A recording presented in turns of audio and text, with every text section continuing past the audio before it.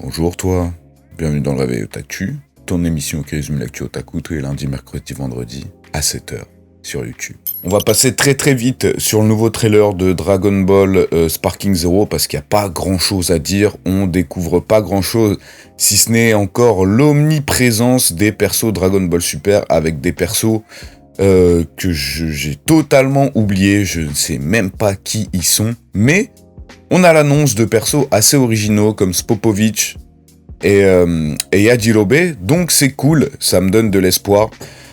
Ils ont l'air d'avoir des gameplays assez intéressants, surtout Yajirobe, je pense que je vais bien kiffer. Aussi la présence de Goku Ultra Instinct, voilà, c'est beau, le catalogue s'élargit, le gameplay a l'air cool. Que demander de plus ? Merci. Ça va être le jeu de la décennie, on le sait tous très bien, même s'il y a 20 Goku différents. En tout cas, oui, on en avait parlé lors de mon dernier épisode. Merci à tous pour vos commentaires. Voilà, j'ai compris. Il semblerait qu'entre chaque transformation, il y a un gameplay des attaques spéciales différentes, donc c'est très cool. Voilà, c'est tout ce que je demandais. Alors, je vous l'avais promis, mercredi, j'ai lu le premier chapitre de Ultimate Exorcist Kiyoshi sur Manga Plus. C'est un chapitre assez long et bah ça m'a surpris. Très honnêtement, je m'attendais pas à ce genre de manga scénario. Alors, ça commence assez basiquement, comme je l'ai dit, on suit donc le perso principal, Kyoshi Arai, qui, en fait, est l'exorciste le plus puissant que l'univers n'ait jamais connu, qui a eu son diplôme assez jeune. Ses parents sont morts à cause d'un démon, on n'en apprend pas plus, c'est pour ça qu'il a voulu devenir exorciste. Mais en fait, c'est un mec qui a un assez grand cœur, qui discute avec le démon qu'on voit justement dans le premier chapitre, parce qu'il se rend compte que le démon il est quand même gentil, donc il veut faire les choses bien. Il a du mal à exorciser, sauf qu'à un moment il y a un giga démon, un des plus puissants, qui débarque, qui veut foutre le sbeul, et là il s'énerve et il le fume. Alors, il y a beaucoup de gags, énormément de gags. Le personnage principal est vraiment à l'image du perso principal de Shonen Neketsu basique, c'est-à-dire un petit peu rigolo, un petit peu bébête, mais lorsqu'il devient sérieux, là ce qu'il a fait tilter, c'est genre il faut protéger la famille et les bonnes personnes, et là il est devenu sérieux, et il est devenu super puissant. Sinon, je vais pas dire il est un peu débile, mais ouais, il a des choses un peu... il a des tilts, on va dire, des focus sur des choses un petit peu bébêtes, ce qui le rend, on va dire, un petit peu attachant. Sauf que le problème, c'est que là, en fait, je ne vois pas quels vont être les enjeux de ce manga.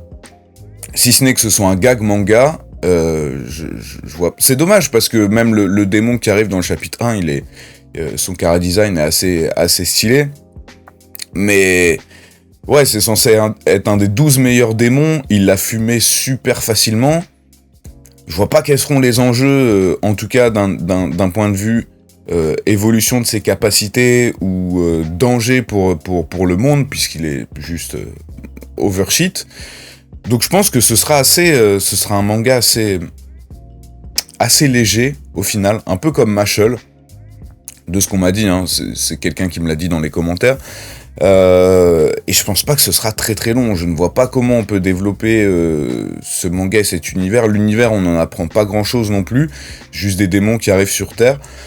Voilà, c'est fun, c'est plutôt cool pour un premier chapitre, mais franchement, je vois mal buzzer, on va dire. Je vois pas arriver à un niveau de Jujutsu Kaisen. Après, on n'est qu'à un chapitre. Tu vois, dans le Negai no Astro, le nouveau manga du créateur de Tokyo Revengers, je trouve qu'il y a déjà plus dans le premier chapitre. Il y a déjà plus de choses. Là, c'est quand même assez vide. C'est cool, mais c'est assez vide. Voilà, si vous avez lu, n'hésitez pas à dire ce que vous en avez pensé dans les commentaires. L'Anime Expo, c'est la semaine prochaine et on aura plus d'infos donc sur la partie 3 de Bleach. C'est vrai que j'ai dit mercredi que Dan Dadan sera le meilleur animé de 2024, alors qu'il n'est pas encore sorti, mais j'ai oublié qu'il y aurait la part 3 de Bleach.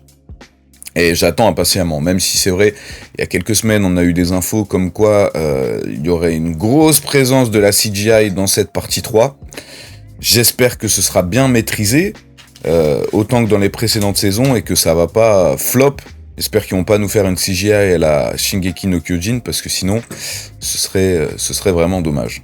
On a quelques images du casting pour la saison 2 du live action One Piece, avec alors que des gens que je n'ai jamais vus, mais ce qu'on peut dire, c'est que il y a quand même plutôt une assez bonne ressemblance, je trouve, entre les... Parce que c'est toujours très difficile de trouver des acteurs qui ressemblent à leur... Enfin, des acteurs dans la vie réelle qui ressemblent à des persos de manga. Au début, franchement, surtout dans la saison 1, j'avais pas été convaincu par le casting des Mugiwara. Au final, en regardant la série, je trouve que c'était plutôt bien passé. Il y a juste Sanji. Pour moi, Sanji, c'est pas... Tu vois, il est trop beau gosse, il est trop... Même je sais que Sanji, c'est censé être un gentleman, surtout au tout début de l'œuvre, je trouve qu'il le fait pas. Là, sur ce que je vois des photos des 4, ça a l'air cool. Smoker, peut-être un petit peu trop jeune, mais s'ils lui mettent les cheveux blancs, ça peut passer. Et grosse mention spéciale pour Dalton. Je trouve que l'acteur rend vraiment très très bien. Je pense que c'est un secret pour personne, hein. La saison 2 de Windbreaker a été annoncée et la diffusion sera prévue pour 2025. Voilà, l'animé a très très bien fonctionné, qui fait d'ailleurs partie des top animés. Je vous ai posé la question mercredi, quels étaient les meilleurs animés de ce printemps. Et bon voilà, la plupart d'entre vous l'ont dit, hein, Kaiju 8, Windbreaker, No Longer Ranger. Donc voilà, Windbreaker a le droit à sa saison 2, normal, classique. En plus, les mangas ont explosé, la vente de mangas a explosé aussi au Japon. Même si certains d'entre vous m'ont conseillé quelques petites pépites dans les commentaires, c'est pour ça, encore un grand merci pour tous ceux qui lâchent des commentaires. Je les lis tous, vraiment. En tout cas, avant la sortie d'un nouvel épisode, je lis tous les commentaires de l'épisode d'avant.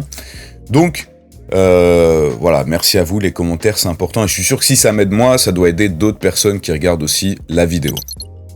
Pas beaucoup d'infos en cette fin de semaine, je suis désolé, j'ai pas grand chose à vous proposer, j'espère qu'on aura pas mal d'infos ce week-end et des news croustillantes pour lundi. N'hésitez pas à lâcher votre petit commentaire, votre petit like, l'abonnement, activez la cloche, merci à tous pour votre soutien infini.